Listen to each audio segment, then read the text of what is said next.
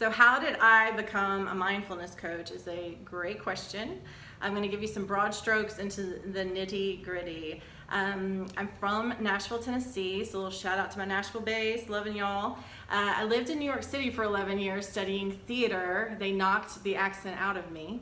And then I spent 2 years abroad, traveling the world and being a student of humanity.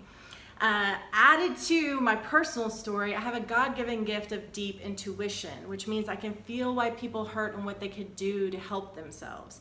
It was never my intention to use my intuition professionally, but I had some life experiences that basically put me on this path and said, this is where you need to be, this is what you need to be doing.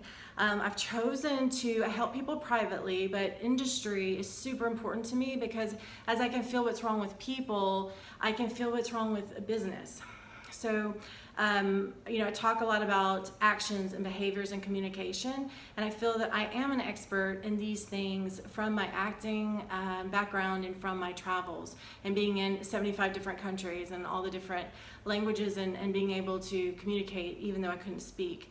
And on top of the intuition piece, it's all about alignment. And when I'm working with companies, more than likely the problem is a human glitch, but none of us are perfect. So then for me, as I'm working with industry, it's all about, instead of looking at this human glitch, turning it to mindfulness and self-awareness, because we all know that when our personal lives are in shambles, it's very hard to focus on our professional success.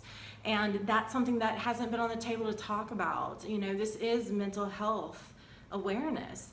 And so as you, as the owner, build techniques and tools and a culture where this is allowed for people to take a minute away from their computer, to have a meditation room, to use sound, whatever it is you decide will work with your organization, implementing this is the way of the future.